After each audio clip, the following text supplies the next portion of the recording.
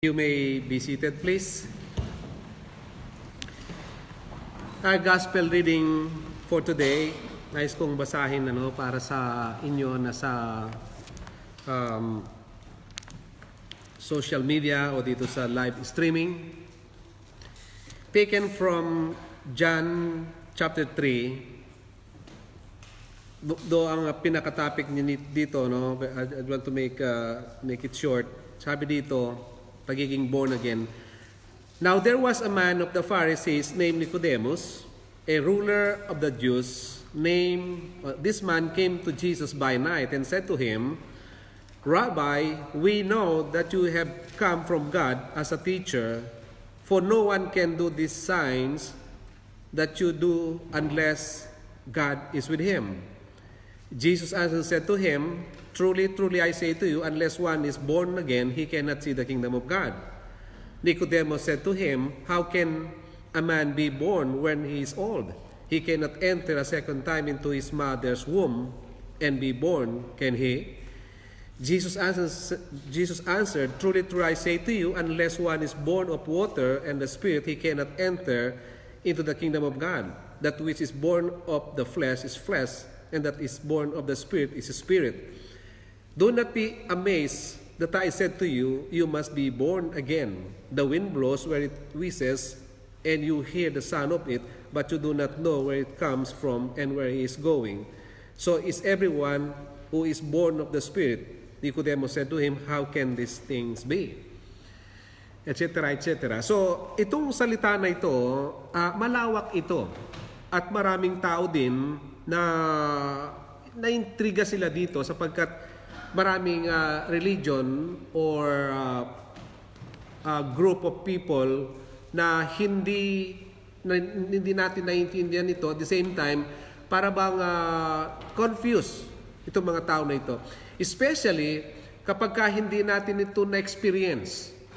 Nowadays, kung tayo ay aware sa social media, sa TV o kung saan man, maraming tao na nakaka-experience nitong sinasabi ng Lord dito, you must be born again. At huwag nating gagawing para bang pinagtatawanan sapagkat si Jesus ang nagsasalita dito sa salita na ito, dito sa gospel reading. Except a man be born again, he cannot see the kingdom of God. Nakalagay pa nga, truly, truly. Kapag ka na-encounter mo sa Biblia, yung salitang truly, truly, kinukuha yung ating atensyon sapagkat ito'y mahalaga. Maraming Jewish, Muslim, Buddhist ang naka-experience nito. Ang sabi nila, even ako, nandun ako sa situation, ang sabi ng mga Jewish, mga Muslim, mga kung ano-ano mga religion, ang sabi nila, dun sa religion nila, parang punong-puno ng mga rituals. Punong-puno ng mga rituals or kung ano-anong mga nandun, pero hindi nila maintindihan, hindi sila makakonect. Isinilang sila doon, very, very devoted sila, pero yung ginagawa nila, parang walang connection sa buhay nila. And then dumating yung time, kine-question nila ang kanilang mga Diyos. And then marami sa kanila, nagpipray sila doon sa kanilang mga Diyos, pero walang sagot. Hanggang makaramdam sila ng emptiness o desperation, and then doon sa out of desperation nila, nagtanong talaga sila. Hanggang ang Diyos, si Jesus, nag-appear sa kanila o na-experience nila yung presensya ng Diyos, and then mula noon, yung turning point ng buhay nila, nakilala nila ang tunay na Diyos na nakasulat sa Scripture. So madalit sabi, kung hindi natin ito na-experience, hindi natin alam ikwento. Alam ko, maraming mga preacher, not putting them down, ang observation ko lang, dahil dun sa alam nila, i-explain yung scripture, because maybe they are using their intellectuals o yung kanilang sariling ability, kaya nila na-explain yung mga bagay na ito, subalit hindi alive sa kanila sapagkat hindi nila na-experience yung sinishare nila. Subalit doon sa mga tao na nagkaroon ng encounter sa Panginoon, alam nila kung paano ikwento ito sapagkat naranasan nila kung ano yung kanilang binabasa at kanilang sinishare. So dito makikita natin, except a man be born again, he cannot see the kingdom of God. We need to understand, ang tao naging blind siya dahil dun sa mana niyang sin, dun sa kanyang magulang, which is Adam and Eve. Galing tayo doon. Kaya ang tao, kung even tayo, no, bago tayo nakakilala sa Panginoon, tayo nagkaligaw-ligaw.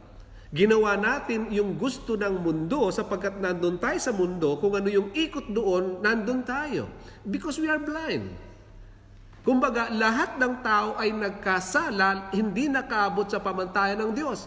Subalit, dahil sa pagmamahal ng Panginoon sa atin, maraming paraan kung paano tayo ni-reach out.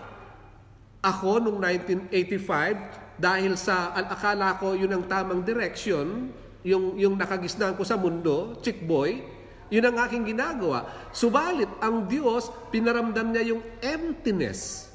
Na para bang dumating dun sa 1987, to be exact, dumating yung time na empty, hindi na ako makalakad, hindi na ako makabuelo. Na para bang yung flat tire, pag flat tire mo, hindi ka makalayo. Sapagkat, hindi ka na makausog. O hindi ka na makaabante. So mula doon, nagsimula akong magtanong, meron bang Diyos? May mga time, akit ako sa bubong ng bahay, paggabi, ang tanong ko, totoo ka ba? Ngayon ko naiintindihan na maraming taong nakakaranas noon upang hanapin mo lang ang Diyos. Sa scripture may nakalagay, ang Diyos, ginutom niya ang tao, hindi doon sa food, kundi spiritual. Kapag ikaw ay gutom, spiritual, walang satisfaction, walang joy sa'yo, so anong kailangan mo? You need God. You need spiritual food, katulad ng kinakanta natin. Our food, o ang hininga natin, ang Diyos. So madalit sabi, ikaw ay kailangang maborn again. Madalit sabi, ang solusyon ng Diyos dun sa kasalanan natin na pupunta tayo sa apoy ng impyerno, ang solusyon ng Diyos, you must be born again. Two things. Baptism of water para mahugasan yung ating kasalanan. And then pangalawa, yung baptism of the Holy Spirit. Madalit sabi, yung pinaka-Pentecost mo, kung babalikan natin yung mga 12 disciples, noong bago umakyat si Lord, of course, sabi niya, aalis ako, iiwanan ko kayo, pero hindi ko kayo tuluyang iiwanan. Ibig sabihin, ipapadala ko yung Holy Spirit. So, nung resurrection, and then nagpakita siya sa kanila na siya'y nabuhay mag-uli. Kaya ang Biblia sinasabi, kung tayo daw ay maniniwala na siya ay namatay at nabuhay siya mag-uli, if we confess He is the Lord, and then magkakaroon tayo ng life eternal. So madalit sabi, ang isang tao, kailangan siyang maborn again. Water baptism at saka Holy Spirit o baptism of the Holy Spirit. Yung dalawa na ito, napaka-importante. Kailangan kang maborn again kahit saan kang denomination. Okay? Group. Ang kailangan lang sa'yo, ma-experience mo, ma-encounter mo ang God, mabaptize ka ng Holy Spirit dahil kung walang Holy Spirit, walang restoration sa buhay mo sapagkat ang buhay natin na-form siya sa ikot ng mundo. So madalit sabi, ang work ng Holy Spirit sa buhay natin is to help us para mabago. Transformation. Without the Holy Spirit, walang transformation. Marahil, let me say, insert this, meron akong narinig na isang preacher, actually, is a priest, ang sabi niya, I'm not putting him down, pero yung sabi niya ganito. Sabi niya, kung saan kayo masaya, doon kayo. Nasyak ako. Sapagkat kung pakikinggan mo itong flesh na ito, marami siyang gustong gawin. And then kung masaya ka doon, edi gagawin mo, edi mapapasama ka. So, ang tunay na teaching dito, ang Holy Spirit, tutulungan ka na maging kalugod-lugod sa Diyos. Makalakad ka dun sa mga principle ng Diyos. Yun ang ibig sabihin, kaya kailangan mo ang Holy Spirit. Kung babalikan natin dun sa Garden of Eden, nung kinreate ng Diyos ang tao galing sa alabok, hiningahan niya ito, the breath of life.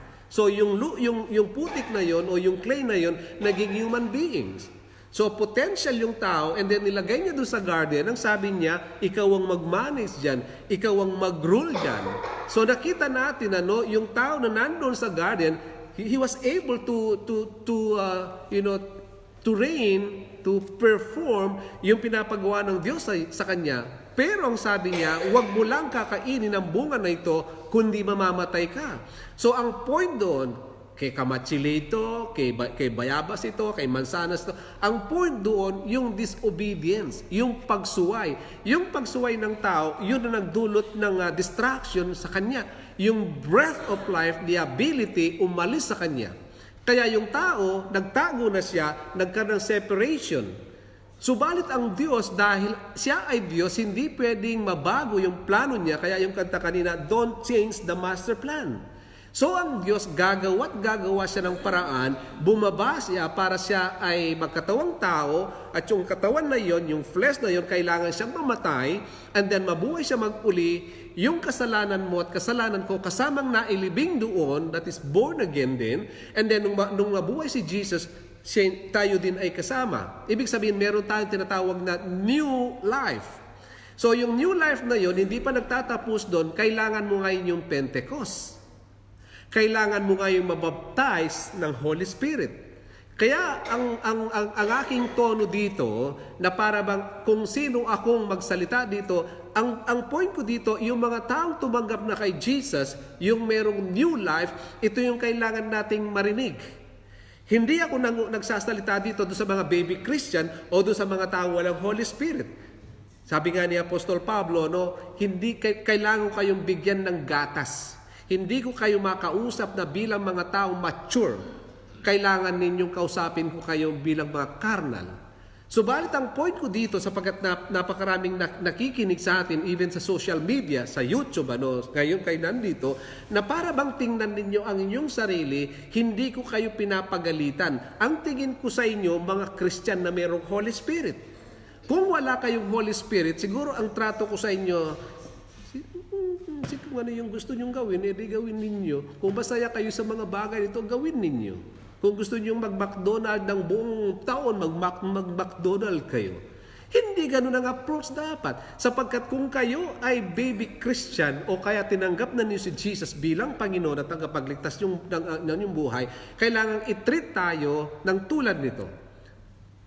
Marahil kung meron kayong anak na maliit, hindi nyo pwedeng kausapin na para bang malaking tao, kakausapin nyo doon sa level niya. Pero ang point ko dito, sapagkat kayo ay matatagal ng mga Christian, at you need to understand na ang Panginoon, kung kayo ay mga born-again Christian, kailangan kausapin kayo doon sa point na yun. Kaya sinasabi ko lagi, ang pagpunta sa church, hindi lang yung tayo nakaupo diyan. Hindi lang yung parang naghihintay lang tayo ng oras. Dahil naintindihan ko sa panahon na ito, maraming tao pupunta sa church, kakanta. Para bang pagkatapos ng kanta, tapos na yung kanilang obligasyon sa Diyos. Hindi siya ganun. Ibig sabihin, kailangan mong mag-grow. Yung pagiging Christian mo, hindi lang siya natatapos doon. Kailangan ikaw ay mag-grow. Kailangan nating i-manifest yung character ng God. We are children of God. Si Jesus, nagset siya ng example sa atin. Si Jesus, nung nandun siya sa katawang tao niya, wala tayong nakita sa scripture na sumuko siya doon sa mga challenges. Kaninang madaling araw, 4 o'clock, nagising ako, pagbukas ko doon sa cellphone ko, sa YouTube, nakita ko yung isang film, na yung film na yon, na kung saan yung mga persecution. Merong time doon, of course ito yung nangyari sa China, dahil sa communist country. And then, yung mga Christian doon, dumadanas sila ng persecution. Ibig sabihin, lahat tayo ay dadanas ng persecution. May mga time doon sa film, hindi ka na pwedeng magdaos ng Bible study. Okay? So, kung ang Christian, hindi niya ma-develop yung character ng God, paano sa pagdating ng temptation? Pagdating ng mga persecution, napakaraming Christian nowadays, Sunday lang, bumibigay na sila. Hello? Bishop, tumigil-tigil ka naman dyan, mataas ang bigay pagka-Sunday. Nandun yung temptation. Pero sa mga taong tunay na born again, sapagkat ang hiningan nila ay makapakinig ng salita ng Diyos, ang hiningin nila, makagather sila, nang sa ganun ma-experience nila yung joy, makapag-worship sila sa Panginoon. Kaya kahit anong persecution o anong temptation na nakaharang sa kanila, nandun pa rin sila. Marahil darating ang time na pagbabawal na dito sa Monaco ang pumunta sa ganitong church. Dahil kung, para bang in fairness, kung yung mga Christian nung araw, dumanas sila ng persecution, kailangan mo ring dumanas o makaranas ng mga persecution. Ang sabi nga, nung merong persecution, nung early times, ang Christianity matibay. Matibay. Matatag. Pero nung binigyan ng license, wala, relax na lang yung mga Christian. Na kung minsan, kailangang mangyari muna sa atin, ma-experience natin yung mga challenges sa pagiging Christian natin para lamang tayo ay tumatag. Ang layunin ng Diyos, kaya ina-allow na yung mga bagay na yon for you and me, ikaw ay magiging strong. Sa mga ilang buwan na yan, minsan makita ko sa YouTube, may mga laban pala si Pacquiao na hindi ko napanood. Para bang tuwang-tuwa ako kung paano niya gamitin yung ability na binigay sa kanya ng Diyos, yung gift. Na para bang pagka nandun na nakasalang, dun sa ring, makikita mo na yung kanyang kakayahan. Pero dun sa parang ordinary time, hindi mo makikita na siya ay strong. Para bang ganun sa isang Christian, hindi mo makikita sa isang Christian dun sa ordinary time, dun sa, unguarded time, hindi mo makikita doon na ito pala ay potential. Pero pagdating nung pagkakataon, yung opportunity niya, makikita mo ito, talagang siya, lilitaw yung kanyang kakayahan. Kapag dumadating yung temptation, is na bin lamang niya ito. So kung hindi tayo ititrain, katulad nito, kung hindi natin, anyway, ang role ko dito, ang role ng mga taong may calling sa buhay is to help you, ipakita, tulungan namin kayo na pakita sa inyo o palitawin si David sa buhay niyo. Ibig sabihin, kapag mayroong Goliath na nasa harapan ninyo, tinitrain namin kayo dahil pinapakita namin sa inyo kung sino kayo. Ang scripture sinasabi, we are more than conqueror. Kapag natuto na tayo, nakita natin kung sino tayo, we are a children of God, we are created according to the image of God. Pagka dumating yung temptation, lumilitaw yung pagiging David mo. Si David, kung hindi nyo alam, siya ang pumatay kay Goliath. Si Goliath, kung titingnan natin, malaking tao siya, and then si David, isang bata lang na musmus, pero natalo niya si Goliath. Pinapakita din sa atin doon, sa pagiging Christian mo, kung ikaw ay talagang nag-grow, kung ikaw ay open ngayong araw, kapag nag-grow ka, yung mga Goliath na darating sa buhay mo, pwede mo matalo. Yun ang role namin, to teach you, to develop you, to become like Christ. Kapag yung nag-grow na tayo like Christ, anumang bagyo, anumang unos ng buhay natin, kaya nating harapin. Hindi tayo naging Christian na para bang, ako'y Christian. Hindi. Hindi siya nagtatapos doon. Nagtatapos siya doon sa kaya mong harapin yung unos ng bagyo. Going back to sa garden. Ang sabi ng Diyos, ikaw ang mag-manage daw, ikaw mag-rule, ikaw ang mag-reign.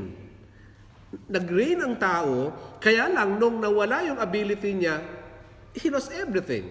Subalit we need to understand, Christ redeemed us. He bring us back dun sa original bago nagkasala ang tao.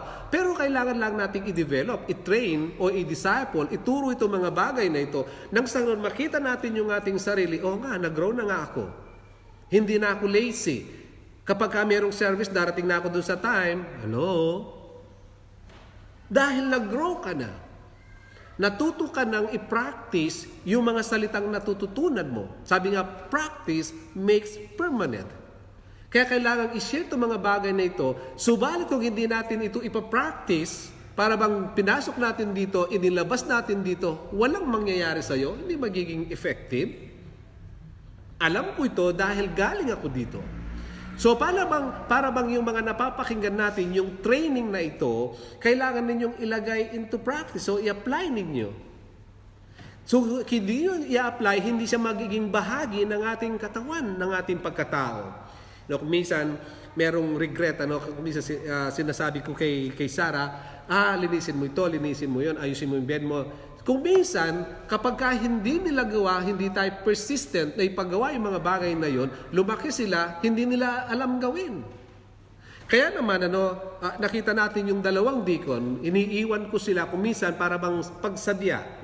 Nang sa ganon, pagka sila'y na-train, sapagkat kahit anong gawin mong magblabla ng magbablabla, kung hindi mo sila ayang tumayo dun dito sa pulpit, hindi sila tunay na matitrain.